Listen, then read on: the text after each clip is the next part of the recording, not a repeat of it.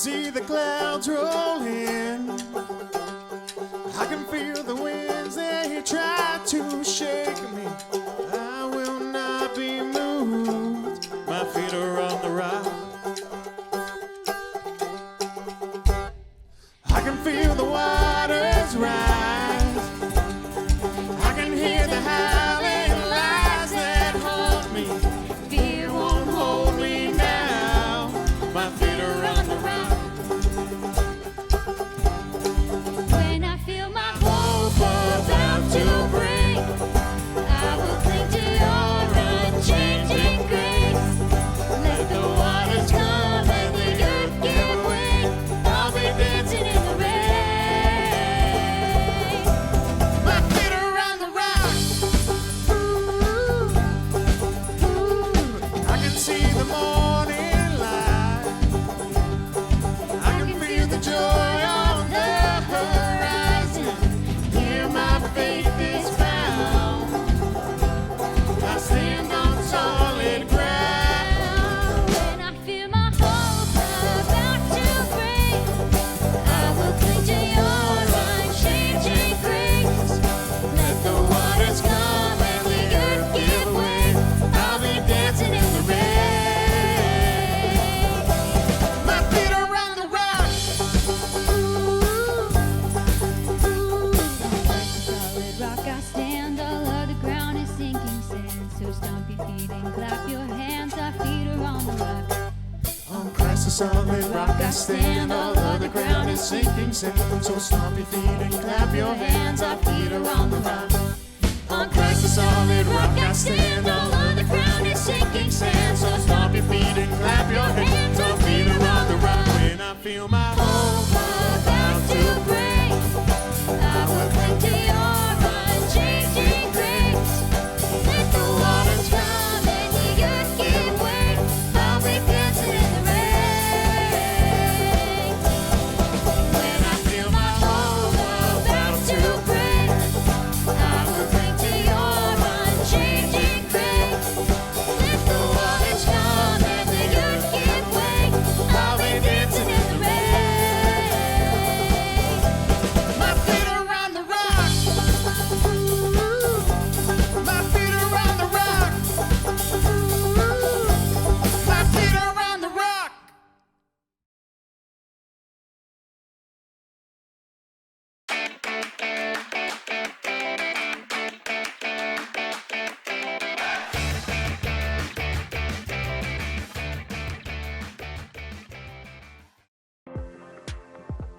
Welcome to Story Lab. This week, we're talking about a guy who had the perfect chance to give a mean guy some serious payback. Was that an echo?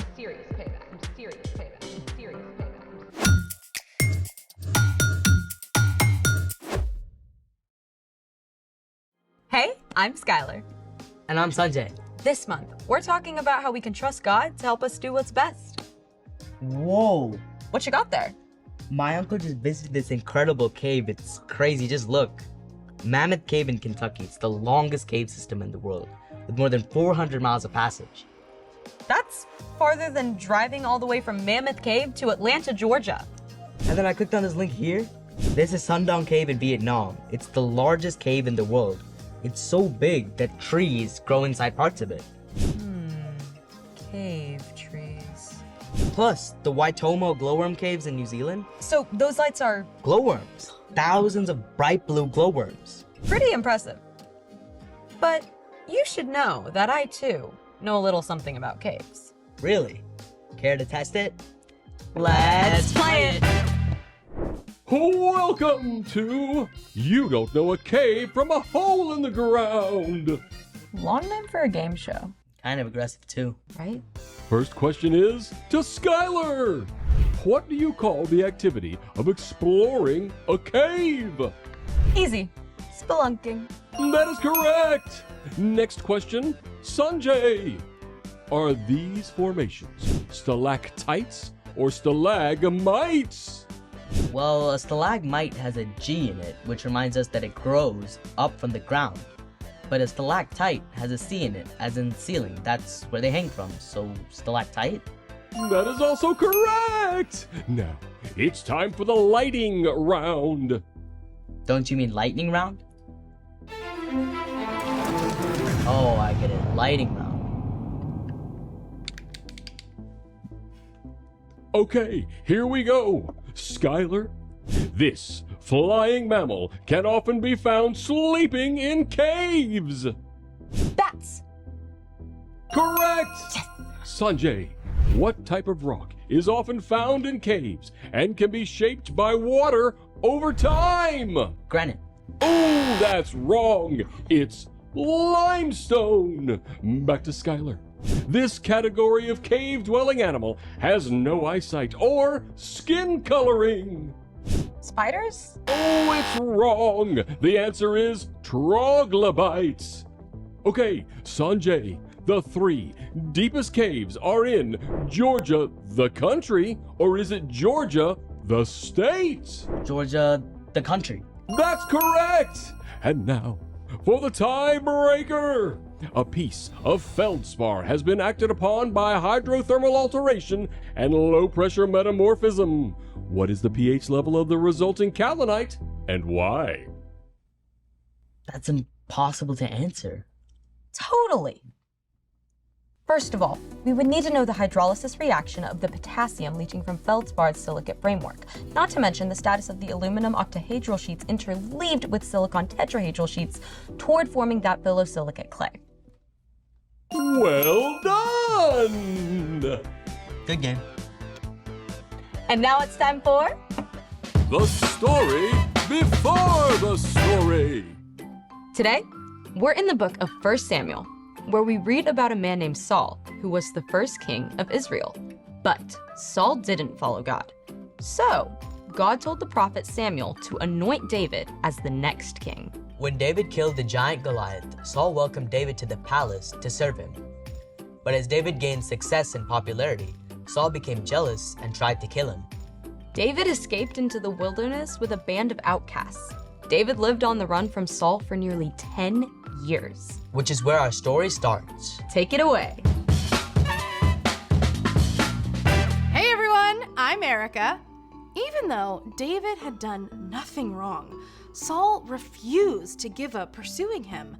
When Saul heard that David was in the desert of En-Gedi, Saul took 3,000 of his best soldiers and led them on the chase. When this guy has a bad idea, he really commits to it, right? When Saul and his men arrived at a place called the Rocky Cliffs of the Wild Goats, Saul needed, let's call it a rest stop. So he went into a cave for a little privacy. But newsflash!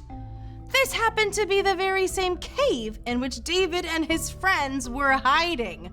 From the darkness of the cave, David could see Saul, but Saul couldn't see him. Golden opportunity, bro. He's right there. Huh? But he's still king. Hey, didn't God say, I will hand your enemy over to you? Then you can deal with him as you want to. Oh, I don't know. Do you want to be hiding in caves the rest of your life? Huh?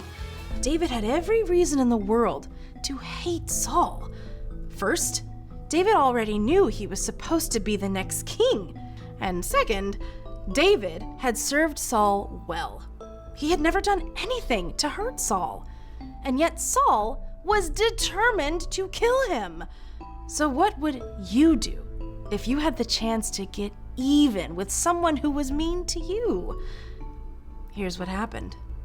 Ever so slowly, David crawled towards Saul. He was careful not to make a sound. David inched his way forward until he was 20 feet away, 10 feet away.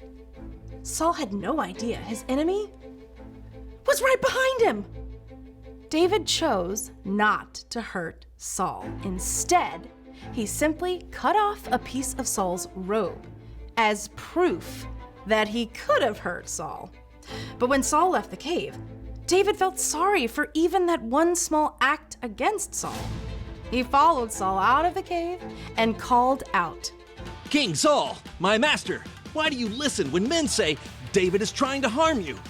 Saul turned around. He must have been completely shocked. Look at this piece of your robe. I cut off the corner, but I didn't kill you. Who do you think you're chasing? I'm no one important. May the Lord be our judge. May he decide between us and stand up for me. Saul realized everything David had said was true. You are a better person than I am. You have treated me well even though I've treated you badly. I know for sure that you will be king, so please promise not to hurt my family. David agreed. Saul returned home, while David and his men went to a safe hiding place. Even though Saul was still his enemy, David had peace, knowing he had chosen to stop and trust God, instead of taking payback into his own hands. The end.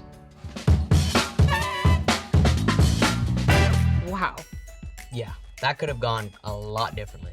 It would have, if David hadn't stopped to think first when Saul showed up. So, what's our part in the story? Well, you're probably not going to run into your worst enemy in a cave anytime soon, but just like David, you can show self-control when you stop to think first and ask God to help you do what's best. Self-control is about choosing to do what's best, even when you don't want to. Like, if someone's being mean to you at school, instead of being mean back, stop, take a deep breath, and you can silently ask God to help you in that moment. Maybe you tell them to stop, and then maybe you walk away. And if it's something that has happened before, you can find a trusted grown-up and talk to them about it. Good point. We run into these situations every day where it's important to stop and think first before acting. Like when I think about something funny to say when my teacher's talking. You? No. Definitely stop and think about those consequences. It could be your little brother spills milk all over your homework. Or someone cuts in line. Or you go to grab something at the back of the pantry and you end up dropping 20 things in the process and you just want to lose it and you want to start throwing things and yeah! Domino effect. Yes, exactly.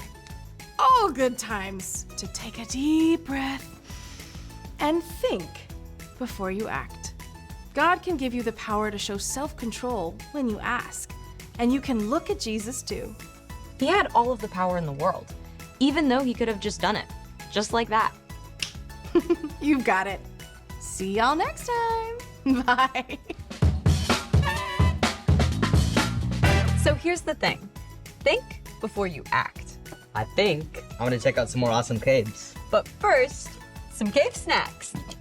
Rock candy. I love this stuff. Thanks for joining us in the Story Lab. See you next time. Time to gear up. Let's go. Crystal Caves in Bermuda. Oh, wait, I really like that. That's kind of cool. Do you think there will be baths?